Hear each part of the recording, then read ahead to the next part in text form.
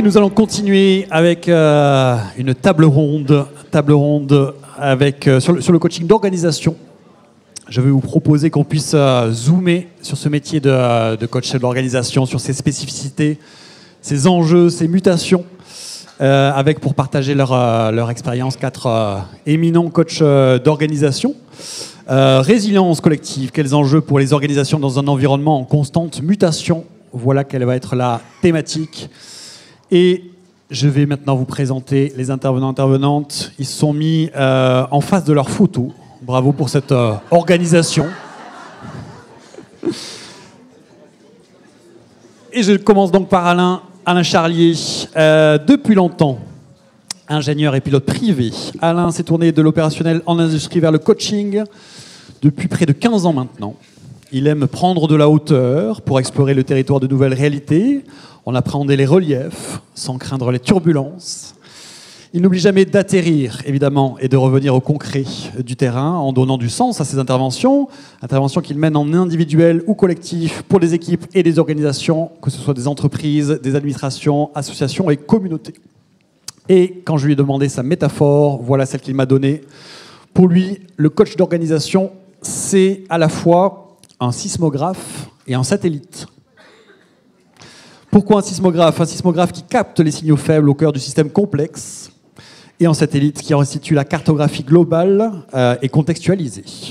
Évidemment, ensemble, ces 2 outils permettent aux acteurs de l'organisation de prendre conscience de ce qui se passe, à la fois en profondeur et dans l'ensemble, pour agir avec plus de clarté et de pertinence. Donc, sismographe et satellite pour Alain. Je vous présente maintenant Olivier Devillard. Olivier a commencé à coacher en 1989, puis a écrit le livre qui s'appelle Coacher, méthode de coaching des dirigeants, la dynamique des équipes, une bible pour tous les coachs d'équipe, et puis méthode de coaching d'organisation, couplée avec un ouvrage sur la culture d'entreprise. C'est le grand dada d'Olivier, la culture évidemment. Il est le fondateur de l'école IFOD et l'initiateur de la fondation SF Coach, avec 2 de ses confrères consoeurs, Alain Garçon et Catherine Caillard. Et pour lui, sa métaphore, pour lui, l'entreprise est une personne dont le coaching porte sur sa culture et sa structure. Et en plus, il fait des rimes. Voilà pour Olivier. Véronique exerce comme coach en entreprise depuis 2004. Elle est coach individuel, coach d'équipe et l'une des pionnières du coaching d'organisation en France. Elle est également superviseure. Elle a co-dirigé 9 années durant le parcours exécutif coaching d'organisation au sein de l'école d'HEC où elle a formé des coachs. J'ai croisé certains de tes anciens participantes, je crois. Des consultants, aussi des dirigeants à cette nouvelle pratique avant de rejoindre Team Intelligence. Elle est formée à de nombreuses approches et outils d'accompagnement, ce qui lui permet un regard multiréférentiel et d'être à l'aise avec la complexité. Elle pratique un coaching humaniste et pragmatique, orienté vers l'atteinte de résultats ambitieux et surtout porteur de sens pour les hommes et les femmes qu'elle accompagne. Quant à sa métaphore, pour elle, le coaching d'organisation, c'est de la chirurgie cardiaque à cœur ouvert. De la chirurgie cardiaque à cœur ouvert, pourquoi ? Parce qu'il y a un diagnostic et une stratégie. Et en cours de route, il faut savoir s'adapter à ce qui se passe. Parce que c'est un travail d'équipe, une équipe d'intervention qui réussit ensemble. Parce que ce sont des interventions qui engagent le cœur, l'émotionnel, encore plus que la tête. Et parce qu'aussi, il faut être courageux pour être coach d'organisation, comme il faut être courageux pour être chirurgien cardiaque. Voilà la métaphore de Véronique. Et enfin, dans la présentation, Arnaud Tonnelet. Arnaud accompagne les transformations individuelles et collectives depuis un peu plus de 30 ans maintenant. D'abord dans sa première partie de carrière comme consultant pendant une 15aine d'années, puis depuis 2007 comme coach. Il anime aujourd'hui une formation aux fondamentaux du coaching d'équipe au sein de Team Intelligence, du coaching d'organisation, pardon, avec un livre en préparation sur le sujet qui devrait paraître cette année. Voilà, si les dieux de l'Olympe lui prêtent vie et santé, j'en suis sûr, Arnaud. Sa métaphore, il a eu du mal à en trouver une, parce qu'une définition de coaching d'organisation en peu de mots, c'est difficile. Alors il s'est tourné vers un personnage. Et pour lui, le coaching d'organisation, le coach d'organisation, c'est Colombo. Pourquoi Colombo? Parce qu'il ne paie pas de mine, Colombo. Et c'est tant mieux, car le coach d'organisation n'a pas vocation à briller. Mais à la fin, avec ces questions qui ne ressemblent à rien, il dénoue quand même l'intrigue. Sacré Peter Falk, c'est Peter Falk, je crois, l'acteur, super acteur. Une petite question pour finir. Comme ma femme me disait, je ne savais pas qu'en regardant ça, j'étais en train déjà de travailler le coaching d'orga. Voilà pour la présentation de ces 4 éminents coachs d'organisation. Et pour cet échange, je vous propose un voyage spatio-temporel, passé, présent, futur. Et chaque fois, voilà, avec un partage de ce que vous avez vécu, analysé, ressenti à différentes époques. Et la première question que j'ai envie de vous poser, premièrement, c'est quelle est votre vision du coaching d'organisation? Et en tant que coach d'organisation, quelle est votre vision des mutations auxquelles les entreprises ont dû faire face au cours des dernières années? Donc votre vision du coaching d'orga et les mutations auxquelles les organisations ont dû faire face ces dernières années. Qui se lance? Dans l'ordre, Alain. Commençons par l'ordre et on ira dans le chaos dans un deuxième temps. Alors bon, on a déjà donné pas mal d'éléments en fait de définition sur le coaching d'organisation. Je dirais que c'est une approche systémique qui vise à accompagner une organisation. Alors il faut déjà définir ce que c'est. Donc ça peut être une entreprise, mais ça peut être une association. Quand je parle de communauté, en fait, j'accompagne également des communautés religieuses. Ça peut être l'administration française. En fait, il y a même Patrick Dugois qui demandait si on pouvait coacher la France. Et donc, on accompagne non seulement les individus, mais également tout ce qui est dynamique collective, mode de collaboration et finalement la culture globale de l'entreprise. Moi, je le définirais de cette manière-là. Et sur les mutations que tu as perçues, analysées les récentes, en fait, pour moi, sont liées à ce qui s'est passé en 2020, le Covid, et qui a provoqué tout ce qui a déjà été dit autour des manières de travailler. Alors, je coupe Alain, peut-être avant de parler des récentes, peut-être les anciennes mutations sur le coaching d'organisation et en miroir, les organisations. Alors plus ancienne, disons pour moi peut-être une mutation des entreprises, c'est l'accès en fait déjà au coaching d'organisation, c'est-à-dire que je suis d'une époque où c'était un gros mot de se faire accompagner, c'est qu'on n'était pas capable et que du coup il fallait changer de métier ou de poste. Et donc aujourd'hui, je pense qu'il est quand même assez admis. Alors c'est pas uniforme, hein, bien évidemment, il y a encore d'irréductibles petits Gaulois, mais il est quand même assez admis que c'est pas mal de se faire aider par quelqu'un de l'extérieur. Je dirais un peu comme dans une piscine, en fait, on ne se voit pas nager. S'il n'y avait pas un maître nageur pour nous dire comment nos pieds et nos bras bougent, ça irait pas bien. Donc certainement que la première grosse mutation, c'est ça, quoi, en fait. Merci pour ce premier partage. Olivier, ta vision du coaching d'organisation et les mutations passées que tu as perçues? Oui, déjà, j'invite à distinguer coaching de l'organisation et coaching dans l'organisation. Hein, c'est-à-dire que, selon moi, il y aurait 2 formes de coaching d'organisation, dedans ou de. Alors la différence, c'est que le coaching dans l'organisation, c'est une approche qui concerne une partie de l'organisation ou une partie du système de l'organisation. Alors que le coaching de l'organisation, lui, je ne fais pas de différence hiérarchique entre les deux. Entre les deux, ce sont 2 approches. Hein, et une entreprise peut avoir besoin de l'une ou de l'autre.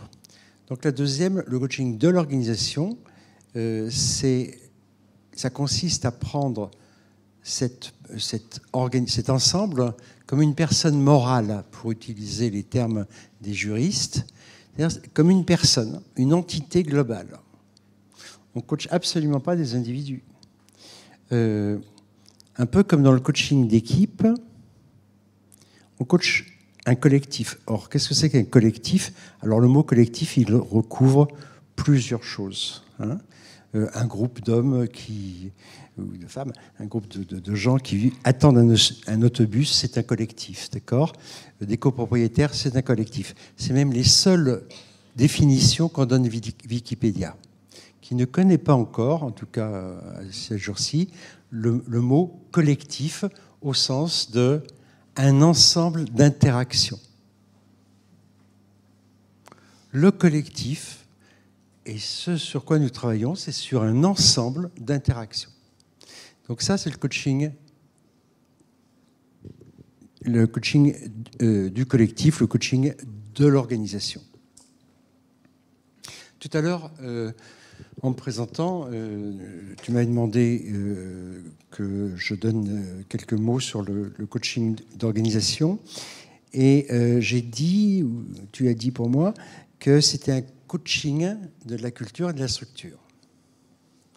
Bon, ça, c'est entre nous. Hein. Je ne dis pas des choses comme ça aux clients parce qu'ils me jettent tout de suite. Trop fumé. Mais entre nous, on peut utiliser des concepts, des mots comme ça qui sont des raccourcis. Coaching de la culture, du système culturel et coaching du système structurel. Ah, la culture, on ne sait des fois pas assez bien ce que c'est. Or, quand on y regarde bien, vous et moi, c'est là-dessus qu'on travaille. D'accord ? C'est-à-dire sur l'ensemble des normes, sur l'ensemble des process, sur le fonctionnement, sur les valeurs, évidemment, mais ça, on ne risque pas d'oublier. Je veux dire qu'on le met trop en avant, des fois. On va travailler sur les liens, sur comment le cœur de métier imprime-t-il une vision du monde à l'entreprise. D'accord ? Et comment cette vision du monde peut être heurtée par un changement de l'environnement, un changement du monde.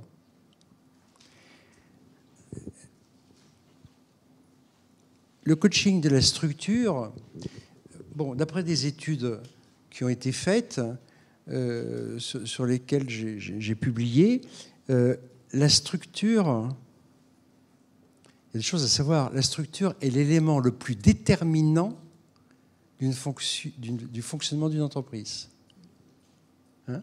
Vous donnez un coup de pied dans la fourmilière, vous remplacez la structure par une autre structure, et ça va être beaucoup plus efficace que votre coaching.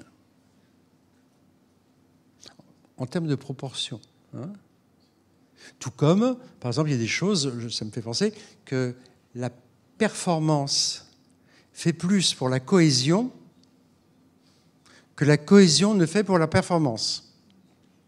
C'est important à savoir parce que ça signifie pour nous un certain type de tactique très opératoire de notre coaching. D'où l'importance des quick wins, ce qu'on appelle les quick wins, des gains rapides pour montrer que ça marche, que la performance va appeler après la cohésion et va appeler la performance. J'ai pas bien, je t'entends pas bien, je sais pas pourquoi ça résonne là. Les quick wins, de montrer que dans les premiers temps, qu'il y a des choses qui marchent, qui se mettent en place pour aller chercher la cohésion et encore plus de performance. L'étude dont je parle montre que les effets du travail sur la cohésion est moins profitable, moins rentable que les effets d'une bonne performance. D'accord ? Et ce que je disais, c'est que à partir de ce constat, notre travail, si on veut être efficace en termes de cohésion, consiste beaucoup à adresser la performance. D'accord ? Et peut-être que je reviendrai là-dessus d'ailleurs, parce qu'on a une tendance, je trouve, au bout de 40 ans d'expérience à peu près, je trouve qu'on va beaucoup trop, alors peut-être que c'est moins vrai chez les coachs d'équipe, mais chez les coachs de dirigeants, on va beaucoup trop vers le coaching de la personne, on lui donne beaucoup trop d'importance, alors qu'à mon sens, le coaching du collectif a plus d'effet sur la personne du dirigeant que le coaching du dirigeant. Également. Je vais faire tourner la parole Olivier, donc une personne, une entité globale au niveau de l'organisation, système culture, système structure, Dans la culture, il y a les normes, il y a le process, il y a le lien. Et cette idée forte, effectivement, que la performance fait plus pour la cohésion que la cohésion ne fait pour la performance. Véronique, la parole va tourner, vous allez pouvoir la récupérer. Oui. Véronique, ta vision à toi. Ma vision, moi j'ai envie de dire que le coaching d'organisation, c'est d'abord une pratique. C'est ça qui est important de spécifier. Et donc si c'est une pratique, c'est pas une théorie, même si ça s'appuie sur des fondamentaux théoriques. Et dans une pratique est vrai ce qui marche. Donc déjà il y a ça. Le coaching d'organisation, il répond aujourd'hui à la complexité. On a eu le monde tel qu'il est décrit. Donc il y a la complexité des organisations telles qu'elles sont, les systèmes tels qu'ils sont devenus, à la complexité des transformations qui sont à conduire, à la complexité du monde dans lequel on vit, qui en quelques années est devenu un monde VUCA, banni. Je rappelle que c'est fragile, anxiogène, non linéaire et imprévisible, et à la complexité de l'époque dans laquelle on vit. Et ce qu'on voit, c'est qu'on ne peut plus accompagner les entreprises comme on le faisait avant. Donc là, de mon point de vue, le coaching d'organisation, il émerge dans ce contexte de complexité et il vient à la croisée des chemins d'autres pratiques plus anciennes qui ont fait leurs preuves et qui aujourd'hui trouvent des limites. Donc quand je dis ça, je pense au conseil, je pense à la pratique de la sociologie des organisations et les pratiques de diagnostic, je pense à la conduite du changement. Et le coaching d'organisation, il vient dynamiser en quelque sorte ces pratiques-là. Il vient également les renforcer en ajoutant d'autres leviers et en encapsulant le tout dans des fondamentaux du coaching, c'est-à-dire que nous sommes d'abord et avant tout une expertise de processus, et puis nous envisageons l'entreprise comme un réservoir de ressources à activer et non pas comme un nid de problèmes auquel on va trouver des solutions. Donc le coaching d'organisation, il répond à cette complexité, il dynamise des pratiques existantes, il fait une synthèse et il va plus loin et il permet d'accompagner ce qu'est le monde d'aujourd'hui. Donc la seule différence, comme disait Alain, c'est qu'aujourd'hui les entreprises, enfin on pourrait dire que le coaching d'organisation, c'est accompagner une entreprise, une collectivité, une business unit, peu importe, à trouver par elle-même les réponses aux questions qu'elle se pose et à surmonter les difficultés qu'elle rencontre. Donc c'est la même définition que le coaching individuel, in fine. La seule différence, c'est que le client devient le système complexe qu'est l'entreprise. Et ça, c'est tout la subtilité et la difficulté de cette pratique. C'est vraiment de considérer que notre client final, c'est le système que nous accompagnons et ce n'est pas le commanditaire. Donc ça crée aussi des différends dans la pratique. Voilà. Et ce que j'ai envie d'ajouter aussi, c'est que c'est une pratique qui reste jeune. Elle a 10-15 ans d'existence aujourd'hui. Donc elle n'est pas finalisée. On ne peut pas définir tous les contours. Je pense que tous les quatre, nous avons des pratiques différentes, on ne fait pas la même chose, mais est vrai ce qui marche, comme je disais tout à l'heure. Et donc, on a besoin encore de laisser émerger des choses qui vont pouvoir s'ajuster et s'affiner avec le temps. Et alors moi, en petite coquetterie, je parle de plus en plus de coaching des organisations plutôt que de coaching d'organisation, justement pour pas qu'il y ait cette confusion sur la structure aussi. De mon point de vue, on accompagne la dynamique humaine collective derrière. Et quand on parle de coaching d'organisation, il y a une confusion qui se crée, notamment chez nos clients, sur est-ce qu'on accompagne la structure derrière. Donc moi, je parle de plus en plus de coaching des organisations pour le définir. Voilà. Merci à nouveau pour cette nuance sémantique qui a du poids, de l'importance. Donc on a compris effectivement l'expertise des processus pour toi, Véronique, ce nid de ressources aussi à activer. Te concernant, Arnaud, ta vision du coaching d'organisation et les mutations que tu as senties perçues, analysées dans l'époque, j'allais dire, dans le passé.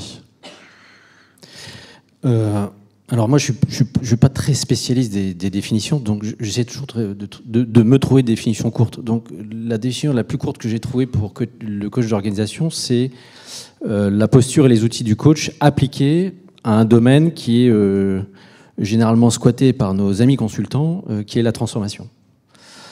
Donc voilà, c'est ce que j'ai trouvé de plus synthétique comme définition.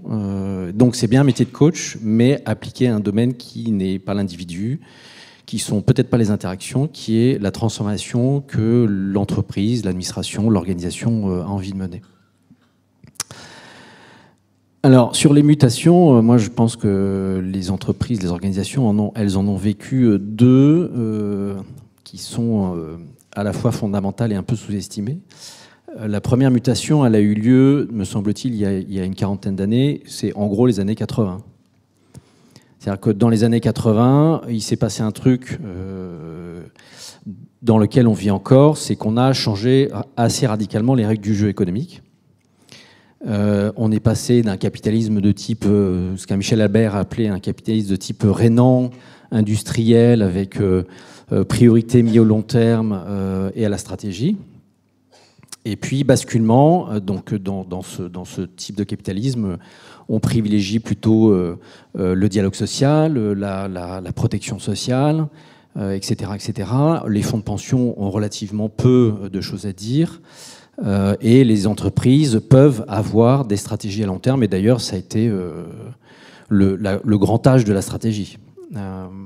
Et puis, années 81, on bascule dans un tout autre système, dans un système qui est beaucoup plus court terme, où, en gros, le pouvoir va aux actionnaires.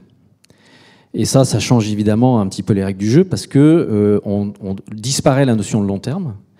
On pilote au quarterly, on pilote à l'année maximum, et donc évidemment tout ça bascule sur les organisations.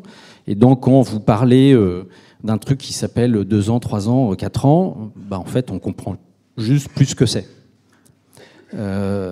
Et on vit encore aujourd'hui, je pense, sur cette mutation, et je pense qu'on en a sous-estimé l'ampleur parce qu'on a décorrélé complètement le temps des organisations et le temps de l'humain.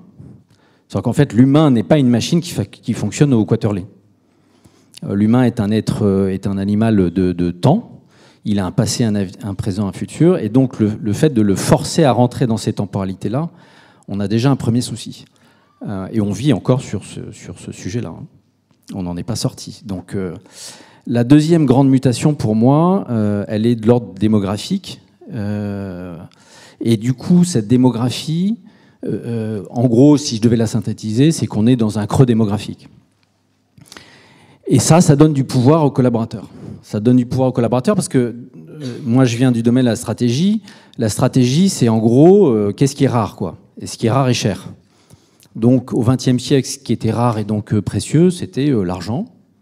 Vous vouliez monter un business, il fallait de l'argent.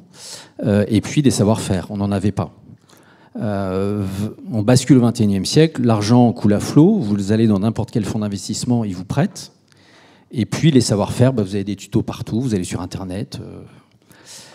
Donc on a basculé dans l'univers de la rareté, et le nouveau facteur rare, c'est quoi ? Je vous le donne en mille, c'est le facteur humain. Non pas parce qu'il a décidé de l'être, mais parce qu'il est juste plus rare. On en a moins. Donc les entreprises s'échinent, par exemple, à vouloir recruter des jeunes, elles peuvent toujours s'échiner à recruter des jeunes, il n'y en a pas. Tout simplement parce qu'on ne les a pas faits. Bon, je vais vous parler de mon cas, parce que moi j'en ai fait quelques-uns. Mais globalement, on a moins de jeunes. Donc on veut des jeunes, on n'en a pas. Et donc ça rééquilibre évidemment les rapports de force. Ce que les jeunes eux-mêmes souvent ne savent pas. Tout ça se joue au niveau collectif, ça ne se joue pas au niveau individuel. Mais les entreprises découvrent un truc qu'elles n'aiment pas, qui est qu'elles ne font plus forcément la loi. C'est-à-dire qu'elles sont obligées de transiger, elles sont obligées de négocier, et on voit qu'on est aujourd'hui dans ce labeur qui est je dois transiger pour recruter, pour faire venir les gens, pour les garder, et je peux plus me contenter de dire toi tu vas, tu restes, toi tu vas pas, tu t'en vas. Parce qu'une fois qu'on a fait partir les gens, c'est bien beau, mais il faut en faire venir d'autres, et comme aujourd'hui les grandes organisations ne sont pas forcément les trucs les plus attirants du monde pour les jeunes. Et donc ça c'est intéressant parce que ça oblige de force, c'est pas un truc volontaire, mais ça rééquilibre, je trouve, le rapport de force, et c'est ça qui est intéressant. Et ce facteur humain, si je fais le lien avec notre premier sujet sur la stratégie, c'est qu'aujourd'hui la notion de stratégie a complètement disparu. C'est-à-dire que les entreprises continuent à faire mumuse là-dessus. Il y a même des cabinets qui, bref. La stratégie, elle a été remplacée par quoi ? Elle a été remplacée par la notion d'agilité. Donc aujourd'hui, tous les grands facteurs stratégiques sont des facteurs humains. L'agilité, c'est de l'humain. L'innovation, c'est de l'humain. La coopération, c'est de l'humain. Le time to market, c'est de l'humain. Le déploiement rapide d'une transformation, c'est de l'humain. Et l'humain, qu'est-ce qu'il fait ? En fait, il collabore avec vous si vous êtes sympa. Donc c'est ça, je trouve, qui est intéressant pour notre métier, c'est que le coaching d'organisation, il place le facteur humain au centre de son intervention. C'est-à-dire que son boulot, c'est de diminuer l'homéostasie, de faire en sorte que ça se passe bien. Tu disais une pratique qui marche. En fait, le coach d'organisation, il n'y a que ça qui regarde. Est-ce que ça marche ? Donc c'est extrêmement non normatif. Le coach d'organisation ne sait pas ce qu'il doit faire. Par contre, il regarde si ça marche. Et c'est ça qui est, je trouve, intéressant dans l'époque actuelle, et c'est ça, je trouve, qui donne de l'avenir à notre métier. C'est que l'homéostasie va aller croissante, parce que le facteur humain, il va devenir de plus en plus croissant. Et je pense qu'il y a du boulot pour tous les gens dans la salle. Et ça me semble être la bonne nouvelle de cette première question. Autre bonne nouvelle, effectivement. Donc le basculement vers la rareté, la prédominance du facteur humain selon toi, le rééquilibrage des forces dans l'entreprise, et puis le passage de la stratégie vers l'agilité. On était dans la série avec Colombo, ça me fait penser à Hannibal, l'agence Tourisque. Je ne sais pas si vous l'avez, ou avec le gros cigare, j'aime quand un plan se passe sans accroc. Et maintenant, effectivement, on va moins sur la stratégie, mais plus sur l'agilité, se test and learn, se réajuster régulièrement. Deuxième question, plutôt sur le présent et peut-être aussi sur le futur. Envisagez-vous, chacune, des enjeux, des défis nouveaux pour les organisations en 2025 qui nécessiteraient pour les organisations, de déployer des nouvelles formes de résilience? Les enjeux, les mutations que tu sens en ce moment à l'œuvre ou poindre, Alain? Au-delà de tout ce qu'on a déjà pu dire depuis le début de la matinée, moi, il y a trois choses. Alors, c'est pris un peu comme ça dans le paysage. D'une part, le rapport entre l'État et l'entreprise. On s'aperçoit finalement je qualifierais presque ça d'une inadaptation des rythmes et des solutions qui sont proposées par l'État pour les entreprises, à certains endroits, pas pour tout. Qui risque de pousser davantage à ce que les entreprises puissent se débrouiller par elles-mêmes. On voit même de l'ingérence, en fait, c'est de l'autre côté de l'Atlantique, de gens des entreprises, en fait, rentrer dans le monde politique, quoi. En fait, ça dit peut-être quelque chose de ça. Et j'imagine que ça va changer culturellement ce qui se passe à l'intérieur des entreprises à tous les niveaux, sur sa propre mise en place de destinée, autant que sur la manière dont la structure doit évoluer pour que ça soit rendu possible. Une deuxième chose qui, elle, existe depuis un certain temps, mais qui va continuer de se développer, c'est le morcellement, finalement, du travail. Avant, on avait une secrétaire, elle s'occupait de tout un tas de choses administratives, etc. RH aussi. Aujourd'hui, en fait, on découpe en petits morceaux. Dans les RH, il y a la formation, la paye, la veille juridique, etc. Dans le domaine informatique, on le voit bien, en fait, maintenant, il y a des architectes, en fait, informatiques, etc., alors qu'avant, c'était de l'informaticien. Donc, on morcelle de plus en plus, parce que tout ça devient de plus en plus complexe et qu'il y a de la place pour insérer un métier dedans. Et ça produit aussi un autre effet, c'est celui de unipersonnaliser, en quelque sorte, chacun de ces métiers. Et on voit arriver, déjà depuis un certain temps, l'externalisation de certains métiers qui avant étaient à l'intérieur de l'entreprise. Donc ça change les rapports. Le collectif, finalement, maintenant, doit s'envisager non plus simplement dans l'organisation, ou avec les contours de l'organisation en tant que raison sociale, mais avec les parties prenantes qui sont autour de plus en plus. Ça résonne d'ailleurs avec la norme ISO 9000 version 2015, c'est-à-dire que ce décloisonnement, on doit tenir compte à la fois des clients et non plus leur vendre quelque chose qui est préfabriqué en espérant que ça leur plaise et en pressurisant les fournisseurs, mais on doit tenir compte des deux. Et donc, la troisième chose que je vois, c'est une forme d'addiction à l'immédiateté. On le voit dans les interventions, en fait, qu'on peut faire, c'est tout de suite du concret. Tu le disais d'ailleurs toi-même, en fait, cette appétence pour ça, et qui vient en quelque sorte un peu chasser le temps de la réflexion, le temps du silence, le temps de l'introspection, etc. Sur ces trois choses que je vois, en fait, à mon sens, il y a beaucoup de matière, en fait, pour nous, coachs d'organisation, pour accompagner les entreprises sur ces différents points. Parce que, pour l'instant, les solutions n'existent pas et peut-être que les entreprises ne les envisagent pas non plus. OK. Donc, un rapport différent entre l'État et l'entreprise. Ce morcellement du travail. Et peut-être je le corrélerai tout à l'heure avec une question qui est apparue sur le chat, sur le fait qu'aussi que certains collaborateurs, collaboratrices appartiennent maintenant à diverses équipes, dans une forme de transversalité, et ça change aussi peut-être des choses. Et cette addiction à l'immédiateté, oui, ça me fait dire qu'il y a peut-être des questions à poser aussi sur la performance. Qu'est-ce qu'on souhaite atteindre dans l'organisation? Te concernant, Olivier, les mutations que tu sens poindre ces derniers temps, aujourd'hui et même dans une perspective proche? Oui. Pour moi, il y a deux catégories de nouveaux enjeux. Une catégorie externe, une catégorie interne. Cette catégorie externe, on en entend parler tous les jours, c'est tout ce qui est digitalisation, robotisation, intelligence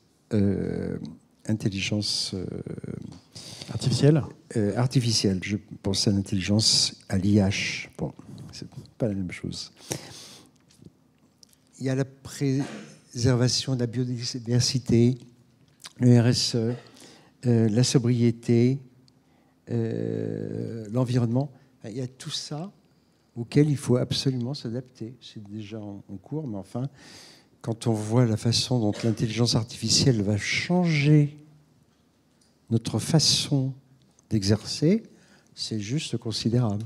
Hein, c'est juste considérable. Et puis, en interne de l'organisation, on a des enjeux liés à la coopération. C'est notre grand sujet, la coopération. Que ce soit partout, dans les trois sortes de coaching, hein, individuel ou les deux coachings collectifs, c'est la coopération. Il y en a d'autres qui restent vrais et qui peut-être le deviennent de plus en plus. Je pense à l'innovation. Je pense à la confiance. Et ça, ce sont l'innovation, la confiance, le stress au travail. Ce sont peut-être les sujets les plus difficiles à traiter. Hein, quand vous travaillez sur 5 10 000 personnes, la dimension de la confiance, la dimension de la coopération et de l'innovation, c'est difficile à traiter. Et c'est là qu'on voit bien le sens et l'utilité du coaching d'organisation. Et ça rejoint tout à fait ce que disait Aurélien tout à l'heure, à savoir que les organisations ne croient pas vraiment à l'efficacité collective. Elles croient à l'efficacité collective des process. D'accord ? Là, ça va, ça marche plutôt bien. Mais quand il s'agit de l'efficacité collective des humains, ça n'existe pas. Ça n'existe pas. Et ça n'existe pas déjà parce qu'on a souvent un dirigeant qui a un ego, comme ça je veux dire, hein, et que cet ego, cette puissance des égos, de quelques dirigeants ou leaders d'opinion, suffisent à bloquer la coopération. Parce que la coopération est l'ennemi de leur ego. Hein ? C'est ou moi ou le groupe. On a un homme politique, là, dont on voit bien qu'il imagine que son ego va suffire à tout, hein, au niveau mondial. Bon. Avec une très belle mèche et du... Oui, des peignés comme ça. Je vois, on voit. Bon. Voilà les deux grands nouveaux enjeux que je vois. Voilà, c'est énorme. Donc pour te reprendre les catégories externes, la robotisation, la digitalisation, l'IA, et tout ce qui rapporte à l'environnement extérieur aussi. En interne, la coopération, effectivement, cette idée aussi d'innovation de confiance et de croyance, de foi, j'allais dire, en l'efficacité collective, hors les process, cette capacité de réalisation. OK ? C'est plus qu'une foi. C'est plus qu'une fois, c'est une pratique. Moi, j'ai souvent mesuré que des gens qui n'étaient pas prêts à coopérer, qui se trouvaient contraints à cette coopération par la... comment dirais-je, par l'équipe à laquelle ils appartenaient, hein, par ce qu'on appelle la pression de conformité. Pour rester conforme, le leader, il est obligé d'être toujours à la pointe de l'innovation, de ce qui se fait. Et donc, si l'équipe a fait l'expérience de la coopération, j'ai vu un certain nombre de leaders mettre leur ego au service de la coopération. Et là, ça marche assez bien. Donc c'est la capacité à rentrer en action. C'est pas juste une foi, une confiance, c'est la capacité à rentrer en action. Il faut le toucher. Ok. Il faut le toucher. Il y a des exercices collectifs qui montrent, qui démontrent, qui font sentir que 1 plus 1 peut égaler 3, mais que 1 plus 1 peut même égaler 1,5. J'aime ce côté charnel de toucher, de ressentir, de coaching d'organisation. On se rapproche peut-être de l'humain dont tu parlais aussi, Arnaud. Véronique, pour toi? Alors, pour apporter un autre regard, moi, ce que j'ai envie de dire, c'est que les transformations, elles s'accélèrent, elles s'intensifient et elles sont de plus en plus porteuses d'enjeux vitaux, en fait, pour les entreprises. Ce qui est sûr aussi, c'est qu'il y a une simultanéité de tous les chantiers de transformation. Avant, on pouvait mener les transformations une par une, on en prenait une deuxième, vous voyez, il y avait une certaine linéarité. Aujourd'hui, l'entreprise est devenue un vaste chantier de transformation. On sollicite en même temps les modèles d'affaires, la culture, l'organisation. Tout est en transformation. Il y a une pression forte sur les acteurs des systèmes, sur les managers déjà, qui intègrent dans leur rôle le fait de conduire de la transformation, et puis sur les acteurs du système qui sont fatigués de ça et qui ne comprennent pas toujours non plus le sens de toutes ces transformations qui s'entremêlent, quoi. Donc déjà, ça, c'est une donnée. Dans le fait de porteuse d'enjeux vitaux aussi, avant, alors j'aime bien ces expressions qu'on reprend, avant on parlait dans les fusions, acquisitions, 1 plus 1 fait 3 dans l'idéal, et puis des fois ça fait 1,5, et puis des fois ça fait 0,5, puis c'était possible de faire ça, quoi. Aujourd'hui, une entreprise du retail qui ne réussit pas à transformer son entreprise en entreprise plateforme, l'omnicanal, face à Amazon, il est question de sa pérennité derrière. Donc le côté crucial des transformations me paraît plus intense qu'avant, et c'est ça qu'il faut prendre en compte. Après, dans ce qui se présente pour moi dans l'avenir, tu nous parlais un peu de l'avenir, ce qui me semble, c'est qu'il y a quelque chose de l'ordre de l'anticipation. On est en train de transformer, on essaye de s'adapter à ce nouveau monde, donc tout change en même temps. Et en même temps, comment aussi on anticipe et on se prépare à résister collectivement à quelque chose dont on ne sait pas trop à quoi on va faire face, en fait. Parce qu'il y a des crises, il va y en avoir, il y a de l'imprévisibilité totale. Et c'est un peu comme si, en forçant le trait, chaque entreprise devait se préparer à son Fukushima. C'est-à-dire comment on va se préparer ensemble à résister. On ne sait pas ce qui va nous tomber dessus, mais on est sûr qu'il y a quelque chose qui va arriver. Et plus le collectif sera solide, plus ce sera efficace. Et donc, de mon point de vue, le coaching d'organisation, il a tout son sens dans cette période-là aussi, d'anticipation. Donc, on peut faire plein de choses, en fait. Si on se saisit des outils de ce qu'est le coaching d'organisation, on peut aider les entreprises à se préparer quand c'est plus calme, à anticiper ces crises qui vont arriver. Moi, je vois 3 grands leviers qui sont importants. C'est comment, déjà, on forme, on transmet des compétences sur ce que c'est que gérer des crises. Il y a des processus de décision différents, des façons de s'organiser qui peuvent être transmis. Donc ça, c'est une première chose. Ensuite, comment on transmet aussi toute l'approche systémique aux managers, aux dirigeants, aux ingénieurs, pour qu'ils aient à disposition une autre grille de lecture que la grille analytique avec laquelle on a été particulièrement bien biberonné, et comment on peut faire autrement, parce que dans les transformations, la systémique, c'est quand même utile, et dans les crises aussi. Donc il y a une possibilité, via le coaching d'organisation, parce que ce n'est pas que de la formation, d'appropriation de cette approche systémique. Et puis, pour rejoindre ce que disait Olivier, ce que disait Aurélien tout à l'heure, comment on investit sur la qualité de la communauté humaine, qui est l'entreprise, sur le tissu relationnel. Donc c'est important de travailler sur les relations, c'est important de travailler sur la façon dont les gens se parlent, dialoguent, osent ouvrir des conversations courageuses, être en désaccord et trouver des accords malgré les désaccords. Vous voyez, toute cette pratique en fait qui fait des collectifs solides, qui crée la résilience, c'est comme les abdos, il vaut mieux le faire régulièrement pour être prêt quand ça arrive que de faire au dernier moment. Il y a des chances que ça arrive au dernier moment, mais c'est moins facile. Si on s'est préparé à faire ça, en fait, on est davantage prêt, quoi. Donc on peut investir du temps là-dedans, et notre presque devoir, hein, c'est aussi d'éduquer les personnes que nous avons en face, nos interlocuteurs, dirigeants, à ça. Donc depuis ce matin, c'est ce qu'on est en train de dire, c'est le collectif qui est au cœur de la résilience, ça c'est sûr, c'est la confiance qui est au cœur de la résilience, et force est de constater qu'il y a des immenses poches de réservoirs de productivité, de ressources, des choses à faire dans tous les sens. Donc c'est une bonne nouvelle pour nous les coachs si on arrive à rentrer, on en parlera après dans la question d'après, mais comment on rentre dans les entreprises avec ce discours-là. Moi, de mon point de vue et de mon expérience, on est écouté, on est entendu, et c'est un discours qui porte aujourd'hui.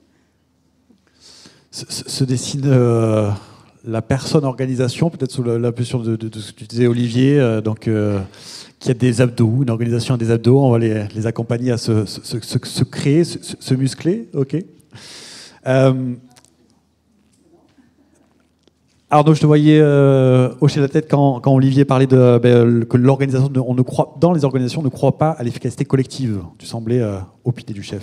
Non, on n'y croit pas. Si on y croyait, ça fait longtemps qu'on l'aurait fait. Coluche disait, si le vote servait à quelque chose, ça ferait longtemps qu'on l'aurait supprimé. Donc on a la même chose. Donc il faut à un moment donné se raconter les choses. Si les choses ne bougent pas, c'est qu'il y a moi, je crois pas qu'on a intérêt à faire le pari de l'idiotie de nos interlocuteurs. On a des interlocuteurs intelligents. Donc c'est parce qu'ils sont intelligents qu'ils ne bougent pas. Donc s'ils avaient un intérêt à développer le collectif, je peux vous dire qu'on serait tous blindés de boulot. Et donc à un moment donné, il faut revenir à des choses un peu concrètes.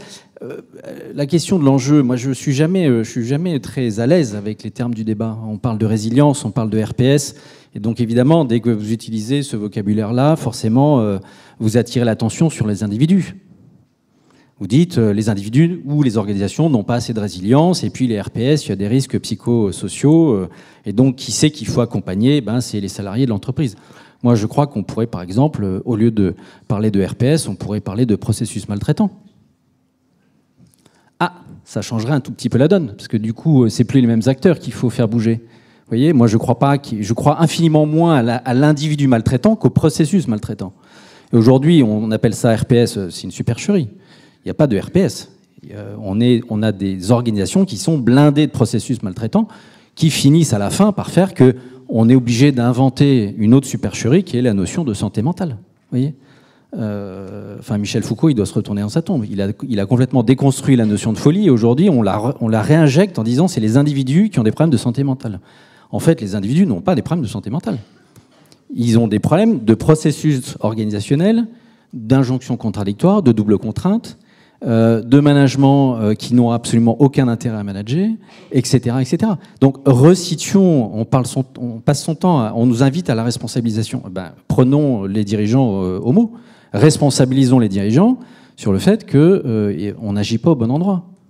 Et je trouve que y a quelqu'un qui nous propose une mutation intéressante ces temps-ci, c'est Olivier Amand.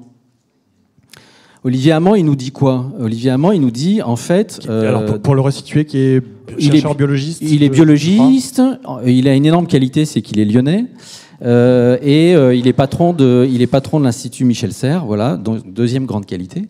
Et Olivier Amand nous dit, globalement, le monde qui vient fait que si on continue dans le paradigme de la performance, on est mort. Bon. Alors pour ceux qui aiment le lire, lisez Olivier Amand. Pour ceux qui aiment les vidéos, regardez les vidéos d'Olivier Amand. Et il nous dit, la performance, c'est quoi? C'est l'optimisation de tout. Donc effectivement, aujourd'hui, on est dans des organisations qui ont tout optimisé. Optimiser les process, les systèmes d'information, au moins en théorie. Après, en pratique, c'est une autre paire de manches. Mais qui, par exemple, vise à éliminer tous les doublons, etc., etc. Il dit, ça, c'est pas des systèmes résilients. Vous voyez ? Et d'ailleurs, on le voit, quand vous prenez une perspective historique et vous regardez la durée de vie moyenne des organisations, elle baisse tous les ans. C'est-à-dire que vous avez des organisations qui deviennent de moins en moins résilientes. Pourquoi? Parce que résilience et performance, de mon point de vue, sont deux vocables à 180 degrés. La performance n'est pas la résilience, c'est inversement. Un truc qui est résilient, c'est par exemple la Terre. Bon, la Terre, c'est super résilient. 4 milliards et quelques d'années, donc on peut difficilement faire mieux. Mais la Terre, elle est absolument pas performante, elle doublonne tout. Les animaux, ils bouffent que 10% de la gazelle. Le lion, il bouffe que 10% de la gazelle. Enfin, c'est l'inverse de ce qu'on voit. Vous voyez. Un autre truc qui n'est pas du tout résilient, c'est le temps court. La résilience, par définition, c'est du temps long. Cette notion de résilience, elle me gêne parce que ça me fait penser... évidemment, aujourd'hui, ça a complètement disparu, mais vous savez, c'est des trucs où la femme qui s'est fait violer, elle va porter plainte, et puis on dit, mais madame, vous étiez vêtue un peu court. Oui, enfin non. Non, c'est pas madame qui est vêtue un peu court, c'est que donc il ne s'agit pas de culpabiliser les gens, il s'agit d'éduquer nos garçons. Donc, je veux dire, si on reste dans les termes du débat qu'on nous propose, on ne trouve pas de solution. On ne trouve pas de solution. Donc il faut qu'on reformule les termes du débat, et je pense que c'est notre boulot de coach, évidemment à un niveau global, évidemment par des prises de parole, évidemment dans l'accompagnement des dirigeants, et ce que nous propose Olivier Hamand, de passer de la notion de performance à la notion de robustesse, je trouve qu'il y a des trucs intéressants. Moi, c'est ce que j'essaie de faire avec mes clients. Assez vite, je leur pose la question, quand le degré d'intimité est assez élevé, de dire, t'as envie que ton organisation soit performante ou robuste? Alors évidemment, il ne comprend pas. Parce qu'a priori, il n'a pas lu les bouquets d'Olivier Hamand. Mais ça permet d'engager un débat. C'est-à-dire que vous voyez bien qu'à travers cette question, et vous savez que notre métier de coach, on n'a que des questions à notre disposition, on n'a pas de réponse. C'est emmerdant. Les consultants, ils ont plein de réponses. Nous, on n'a que des questions. Mais dès que vous posez cette question, ça recadre. Parce qu'évidemment, le client va dire, mais c'est quoi un truc robuste? Et là, vous pouvez commencer à discuter. Vous voyez? Donc, vous allez pouvoir discuter de l'organisation, des process, des systèmes d'information, du staffing. En fait, vous tirez toute la pelote.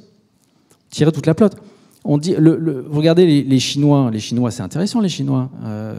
Ils font pas de bruit et ils raisonnent à long terme. Bon, bah, en gros, il y a 50 ans, les Chinois, tout le monde se moquait d'eux. Maintenant, ils sont numéro 1, numéro 2 mondiaux. Donc, je trouve qu'il y a peut-être quelque chose à aller chercher dans le fait, vous connaissez la vieille histoire de la tribu indienne qui ne prend de décision qu'à 7 générations. Je trouve qu'il y aurait quelque chose à réfléchir et je pense qu'on peut accompagner nos clients à cet endroit-là, qui est les décisions que tu prends, elles sont à 3 mois, à 3 ans, etc. Parce qu'en gros, c'est pas à nous de choisir, c'est au client de choisir. Mais il faut qu'on l'amène à choisir avec les bons concepts. Donc la robustesse, le temps long, oui. Et pour les coachs d'équipe et coachs d'organisation, oui, c'est d'être pris entre le court terme, le besoin de quick wins, comme je vous disais tout à l'heure, ce culte de la performance, et en même temps de penser le temps long, le côté, anciennement qu'on appelait stratégique, pour s'adapter aux enjeux vitaux qui émergent aujourd'hui. Pour être précis sur Olivier Hamand, oui, antidote au culte de la performance. Il parle effectivement beaucoup de la robustesse du vivant, en s'inspirant des fleurs. Qu'est-ce qui fait que les fleurs, par exemple, fleurissent toujours de la même manière, alors que le contexte est en train d'évoluer tout autour. Troisième question que je vous pose, et je vais vous inviter à faire un effort peut-être de synthèse, de manière à pouvoir aussi aller chercher les questions des participants, des participantes. Avec ce qu'on s'est dit, comment le métier de coach d'organisation peut-il intervenir face à ces nouveaux enjeux? Et doit-il évoluer, ce métier de coach d'organisation, et comment? Et on ne va pas aller dans le même sens pour avoir un peu de chaos. On va aller dans le sens Véronique, Arnaud, Olivier, et pour toi, tu termineras, Alain.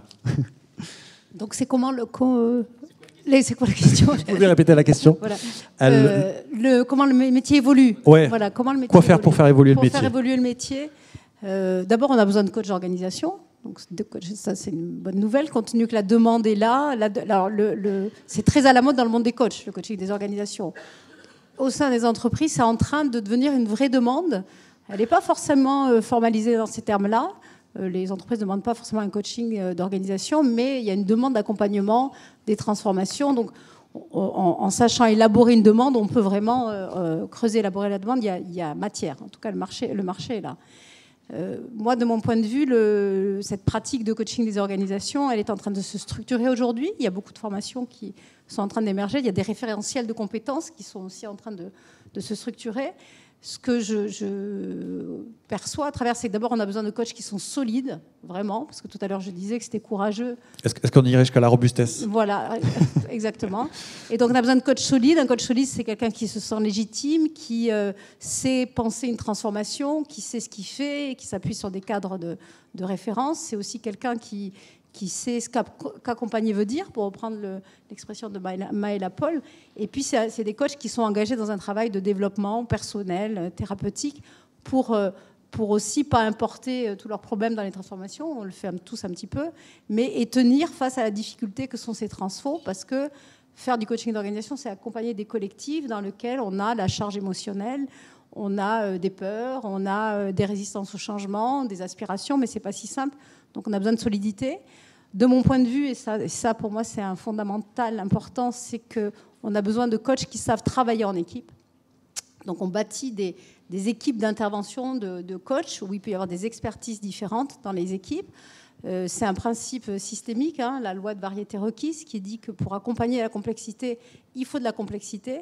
Et donc comment un système coach va accompagner un système client, et c'est ça qui crée aussi de la performance, c'est le système coach qui devient l'organe de la transformation.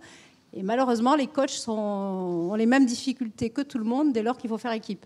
Donc il y a les mêmes enjeux de place, d'ego qui se reproduisent.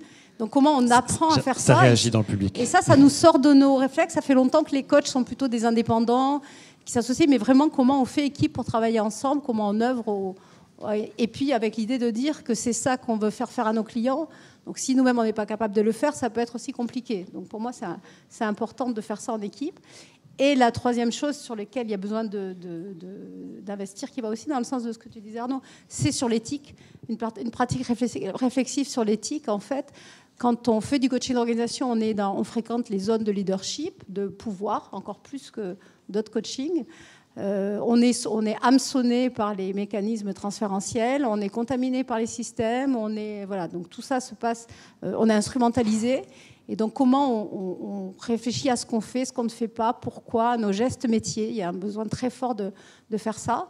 Je pense aussi qu'il y a une éthique qui a développé sur à quoi on contribue, voilà, et comme tu disais, qu'est-ce qu'on dénonce. Parce qu'aujourd'hui, on voit plein de choses. Je souscris tout à fait à ce que tu dis sur la santé mentale. C'est une horreur, ce qu'on voit de temps en temps.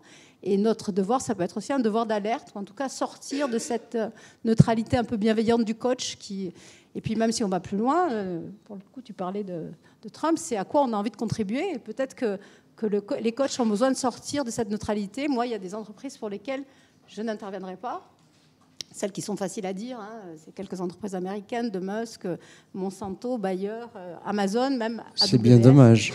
Ça, je n'interviendrai pas dans ces entreprises-là parce que c'est un choix, mais il y a des entreprises françaises aujourd'hui sur lesquelles je me pose la question aussi, parce qu'il y a des choses auxquelles je n'ai pas envie de contribuer. Et je connais aussi les limites du coaching des organisations. C'est qu'il y a des choses qu'il faut qu'il y ait un mandat très fort de dirigeants et que de temps en temps, on fait des choses qui alimentent aussi un système qui, de mon point de vue, c'est pas des systèmes vertueux. Voilà, donc c'est une vraie éthique à développer sur ce métier-là. Donc de la solidité, le rôle modélisant... Le rôle modélisant de travailler en équipe, dans l'équipe d'intervention, et puis donc cette éthique, et tu fais écho dans le public. Arnaud, de manière synthétique. C'est quoi la question? les évolutions du coaching, du coach d'organisation. Je ne suis pas sûr que le métier de coach d'organisation doive évoluer. Il y a des savoir-faire, il y a des méthodes, tout ça est bien maîtrisé, tout ça c'est dans des livres, dans des formations. Donc ce qui doit, je te rejoindrai Véronique, ce dont on a besoin c'est davantage d'intervenants. Donc il faut qu'on ait du monde. Parce que moi je crois qu'on est engagé dans une partie qui va être rude et qu'il faut qu'on soit nombreux. Parce qu'en face ils sont costauds. Voilà, ils sont costauds. Ils ont de l'argent, ils ont de la puissance, et il faut qu'on soit plus nombreux. Donc on est trop peu nombreux à intervenir sur la modalité du coaching. On a des forces en face de nous qui... Enfin, bon, donc pour moi, le coaching d'organisation ne doit pas évoluer, il doit se développer. Parce que je pense que c'est une méthode qui place le facteur humain au centre de son intervention, et on a impérativement besoin de remettre... Et pas simplement d'en parler, mais de le remettre au centre. Bon. Et je crois qu'un dirigeant, il voit ce qui fonctionne. Il voit ce qui fonctionne. Olivier disait la performance influe beaucoup plus sur la cohésion que l'inverse. Moi, je tiens ça de toi, Olivier. Quand je me suis formé avec toi il y a un certain nombre d'années. Et maintenant, c'est vraiment au centre de ma pratique. C'est-à-dire que la cohésion est une résultante. C'est pas le point d'entrée. Alors évidemment, on a toujours des demandes sur allez, venez nous faire un peu mumus, quoi. On va faire un peu de cohésion, un peu de MBTI, un peu de machin, un peu de... Ok, super. Bon, on vend des jours, hein, très bien. Mais on a changé quoi? Alors c'est l'archétype du changement de type 1, quoi. Vous voyez, on n'a strictement rien changé. Donc je pense que ça pose la question de quel est l'impact qu'on a envie d'avoir. On a envie de regarder quoi quand on rentre le soir et qu'on regarde la glace. Moi, je crois que tant qu'on regardera les organisations comme des systèmes mécaniques, on aura du mal. Une organisation, c'est un truc qui est vivant. Et donc, ça veut dire quoi? C'est bête à dire, mais ça fonctionne selon les règles du vivant. Donc, l'homéostasie, l'entropie, la résistance, la systémique, l'interactionnel, etc. C'est avec ça qu'on doit agir. Et à partir de là, on est capable de tout transformer. On est capable de tout transformer. C'est ça qui est génial. C'est le consultant a besoin d'expertise sur la transformation. Le coach, non. Le coach n'a pas besoin de connaître le domaine de l'aéronautique ou de la supply chain ou du système d'information. Il a juste besoin de dire comment vous traitez votre facteur humain. Mais vous allez voir que si vous le traitez à peu près correctement, on va lever des montagnes. On est capable de faire plein de trucs. Plein de trucs. Vous n'avez qu'à regarder l'univers sportif, l'univers militaire. Quand vous vous occupez bien du facteur humain et que vous le centrez sur... etc., etc. Tout ce qu'on a vu aussi sur les facteurs de limitation ce matin, on obtient des résultats d'enfer. Donc moi, je vous invite vraiment, et pour ceux qui ne sont pas encore sur ce terrain de jeu, à y venir, parce que c'est quelque part là, je crois que notre métier est aux avant-postes. Et s'il l'est pas, il doit l'être. Donc voilà, il faut absolument qu'on monte au créneau et que, un par un, voire collectivement, on fasse bouger les lignes. Donc plutôt que de se transformer, se développer. On fait une armée de coachs. C'est ça. Et je retiens aussi cette idée des règles du vivant, passer du côté mécanique aux règles. Je rajoute juste un dernier plutôt. point. Encore une fois, moi j'ai beaucoup de respect pour les clients. Beaucoup, beaucoup de respect. Je crois que quand ils font mal, je ne crois pas au fait qu'ils fassent exprès. Peut-être qu'il y en a, c'est possible. Ok, on peut avoir de la malveillance. Je crois qu'ils sont nés dans le guidon, ils sont dans un jeu de contraintes qui est un truc de malade. Voilà. Être dirigeant aujourd'hui, c'est un truc de malade. Bon, c'est ça notre travail, c'est de les accompagner dans cet environnement-là. Et je crois qu'il faut qu'on les aide progressivement à changer de grille de lecture, sans renoncer aux objectifs qui sont les leurs. Mais tant qu'ils auront les grilles de lecture qu'ils ont aujourd'hui, ils n'y arriveront pas. Accessoirement, j'ouvre une parenthèse, mais c'est pour ça que le modèle du consulting est absolument génial, parce qu'avec le consulting, vous ne changez rien. Donc forcément, en termes de business model, c'est extraordinaire. Vous voyez, vous revenez chaque année. Bon. Je crois qu'on a une autre ambition. Voilà. Mais il faut qu'on aide, qu'on accompagne, qu'on soit à côté. Ça peut prendre du temps, et c'est la raison d'être, je crois, de ce métier.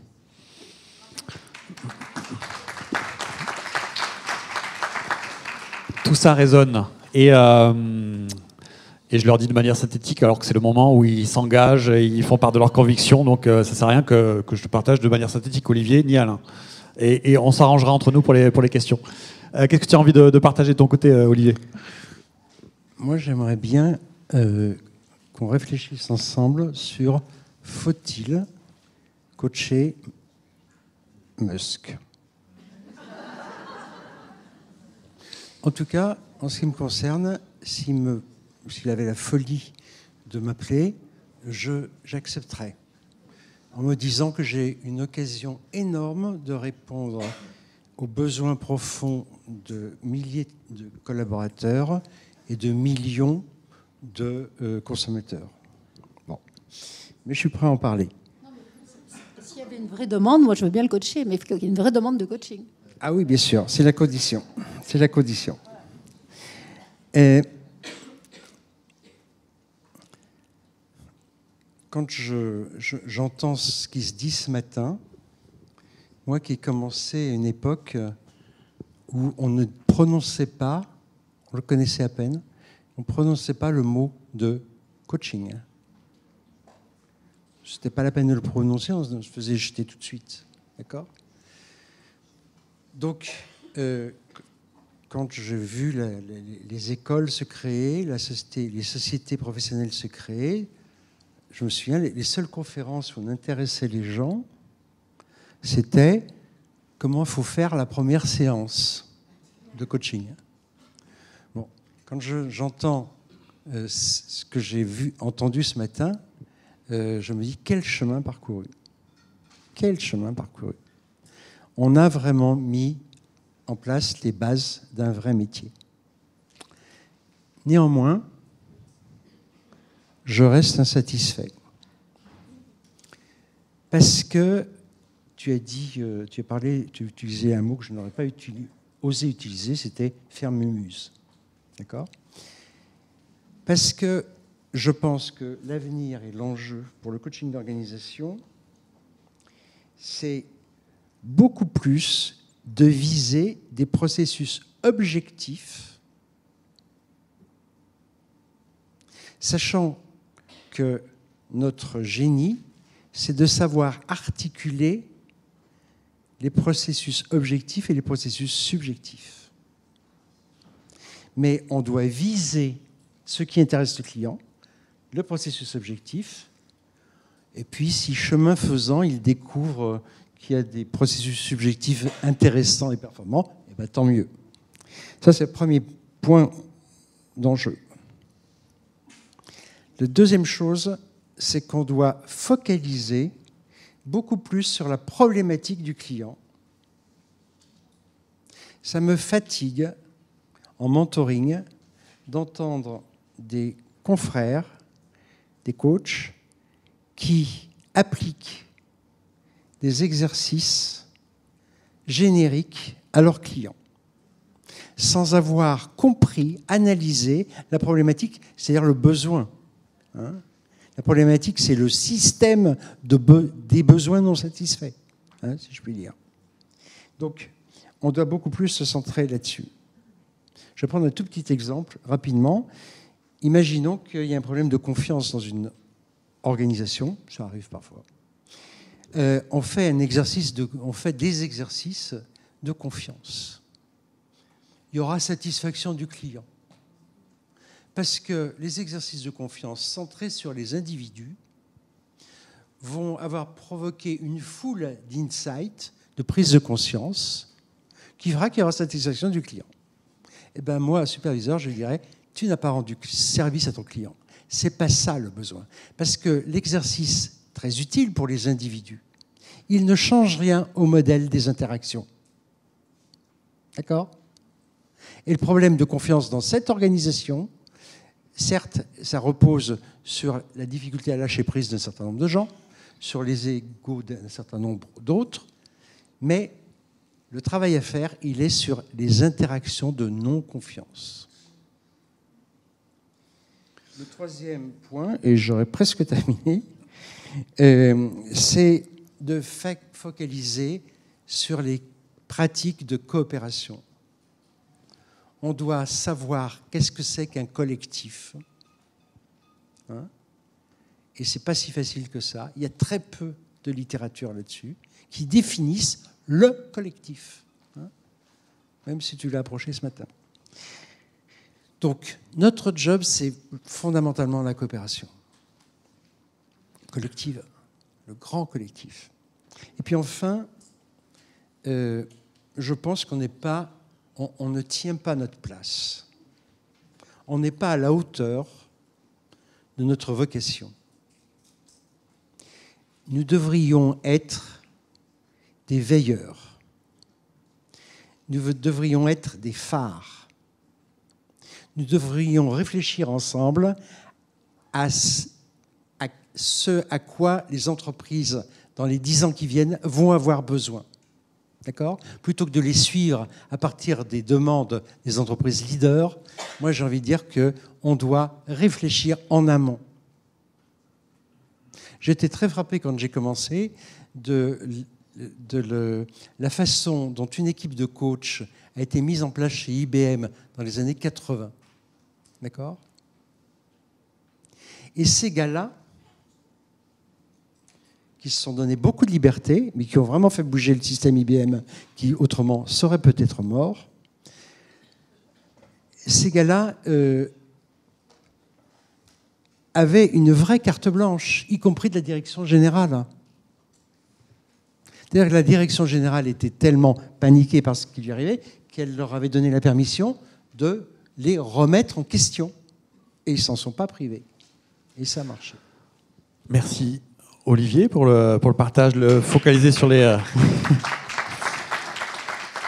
Ça résonne aussi, focaliser sur les processus objectifs, focaliser sur la problématique du client. Ça fait penser à ce que disait Aurélien ce matin en vend du coaching d'équipe. Attardons-nous aussi sur les besoins du client, effectivement.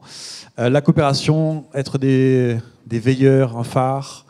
Qu'est-ce que tu as envie de partager de ton côté, Alain ? Beaucoup de choses ont été dites, je suis d'accord avec.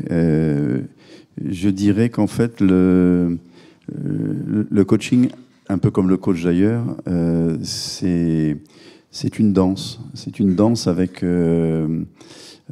le coach avec le bénéficiaire, équipe, individu, entreprise. Donc, quand on danse, en fait, il faut vraiment qu'on soit présent à l'autre. Une danse de salon, hein, pas une danse chorégraphiée, une danse de salon. Donc, il faut être vraiment présent à l'autre, entendre le rythme. Et du coup, ça, c'est l'invariant, en fait, du coaching et du coach d'organisation. Quand tu demandes ce qui doit évoluer, le contenu va peut-être évoluer. On va trouver des outils nouveaux, des exercices qui n'ont pas encore été faits, etc. Mais ça, c'est... voilà, il en faut, bien sûr, c'est le grain à moudre, mais ce qui reste vrai, c'est invariant, c'est cette danse. Et du coup, le coaching aussi, lui, il doit danser avec son monde. C'est un peu ce que disait Olivier, c'est veilleur, quoi. Donc, être très présent à ce qui se passe dans notre environnement.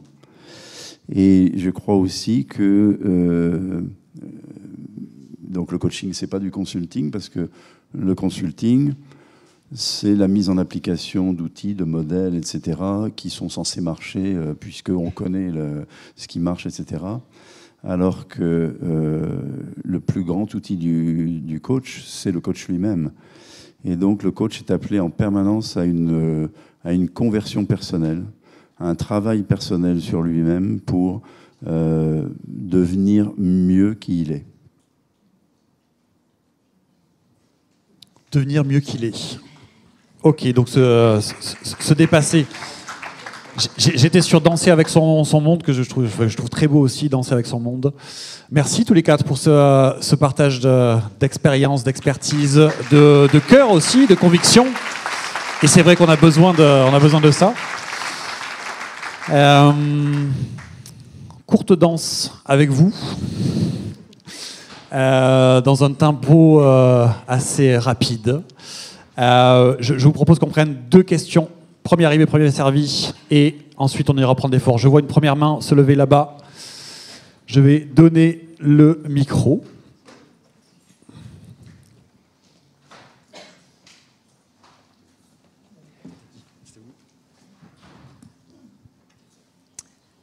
Bonjour. Alors, si l'organisation est une personne, comment on l'amène à exprimer une demande de coaching ? Comment on amène une organisation, si elle est une personne, à exprimer une demande de coaching ? Question synthétique, question puissante.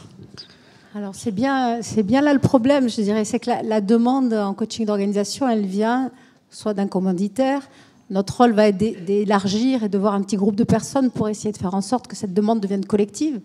Mais en coaching d'organisation, on passe du temps à coacher des personnes qui n'ont rien demandé. Donc la demande, on peut être en contact avec des collectifs qui n'ont pas forcément envie d'être coachés, mais qui sont embarqués dans un processus global qui a vocation à amener l'organisation à se transformer. Mais à un moment, la demande, elle est élaborée avec un petit groupe de personnes, on va dire, qui a vocation à diriger l'entreprise et donc à pouvoir aussi définir une demande de transformation ou d'accompagnement. Mais nous coachons des personnes qui n'ont rien demandé. Et c'est comment on fait avec ça et qui résistent au changement. Olivier, en peu de mots, pour que nous puissions après profiter du déjeuner aussi. Oui. Regardons bien. Il y a la situation globale du marché. Il y a une demande de la direction générale. Et puis, il y a une problématique qui, en fait, cache ou révèle les besoins non satisfaits de gens qui ne demandent rien. Et c'est là que se cache la demande de l'entreprise. Un écho, Arnaud, Alain? Non. Alain, si. Oui, ce qui veut dire, à mon sens, c'est que... ce qui veut dire, pas ce qu'il veut dire.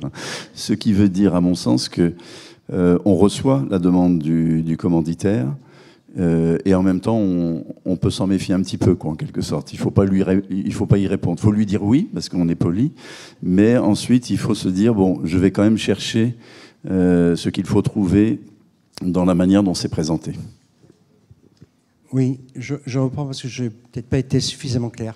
La demande explicite cache les besoins et la demande latente. Et c'est à elle que nous devons nous adresser. Et qui émerge en cours de route, qui va émerger. Une dernière question, synthétique j'espère. Et les réponses seront, j'en suis sûr, synthétiques aussi. Oui, bonjour. Vous avez parlé du temps court, du temps long, du temps de décision quarterly, puis temps de décision à 3 ans. Vous avez aussi parlé de silence, de temps de silence, d'introspection. On va dans un monde qui va de plus en plus vite avec l'arrivée de l'IA, des prises de décision rapides, l'agilité. Quelle est la posture de coach qu'on doit adopter justement pour pouvoir ancrer les choses, pour pouvoir, à un moment donné, proposer cet ancrage? Ma question n'est pas claire. La question, c'est quelle posture de coach? Oui, quelle posture de coach on doit adopter pour... La posture du coach. C'est bien parce que la réponse est dans la question.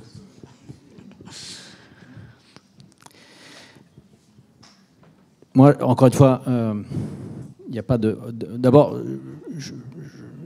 la notion d'ancrage me laisse toujours un peu perplexe. C'est comme les clients qui nous disent « moi, je veux un changement durable ». Alors, on n'est pas rendu parce qu'en fait, les deux termes s'excluent. Ce qui change n'est pas durable et ce qui est durable ne change pas. Bon, donc, c'est intéressant parce qu'en fait, dès les 15 premières secondes, vous savez déjà qu'il va y avoir un nœud à résoudre à cet endroit. Vous voyez ? Donc, c'est pour répondre à la question quelle est la posture. Bah, la posture, elle est là, quoi. D'accord ? Le client, tout de suite, il vous a donné sa vision du monde. Elle est ce qu'elle est. Hein. Il ne s'agit pas de la juger. Aussi, voilà. Il s'agit de se dire quelle est la vision que le client a du monde et en quoi cette vision fait partie du problème qu'il va falloir résoudre. C'est ça notre métier. Bon, donc si déjà le client nous dit je veux du changement durable, bah, il y a peut-être un endroit. Vous savez, moi j'utilise la métaphore qui est le client il regarde son problème et nous on regarde le client regardant son problème. Le consultant regarde le problème avec le client. Donc les deux regardent le problème. Donc les deux vont chercher à résoudre le problème. Le coach, il n'a pas cette posture.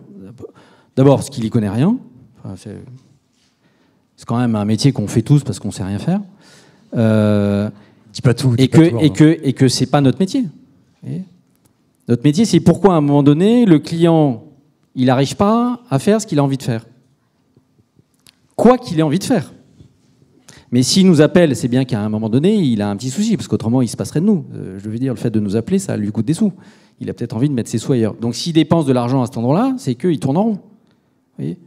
Donc déjà, on peut déjà poser des hypothèses sur pourquoi le client, il est comme la souris dans sa roue, c'est-à-dire qu'il pense qu'il faut qu'il accélère, sauf qu'à l'extérieur, on se dit, mais en fait, il n'avance pas.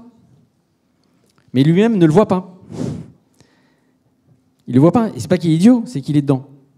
Et c'est ça qui se joue, en fait. Le coach n'est pas plus intelligent que le client, jamais. Il est juste pas au même endroit. Vous savez, c'est comme ces autocollants qu'il y a sur les camions, il y a marqué angle mort. On a tous nos angles morts, il y a des trucs qu'on ne voit pas. Bon, bah, le coach, il est à un autre endroit.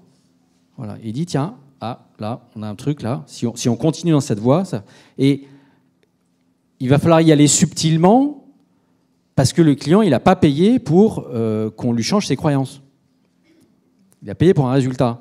Mais on intuite quand même que c'est dans ces croyances qu'on va trouver nos outils et nos clés de succès. Mais jamais le client dit « Hé, monsieur le coach, madame le gars, venez changer nos croyances ». Non. Il dit je ne sais pas, venez changer ma culture, mon organisation, mon système d'information, ma stratégie. Je suis entouré d'ânes, donc changez-moi tout ça. C'est ça, ça demande. D'accord ? Bon. Ce qui est intéressant, c'est pourquoi il le formule comme ça. Donc ça va être là qu'on va essayer de creuser un peu. Et je vous propose qu'on s'arrête sur ça. Thank you.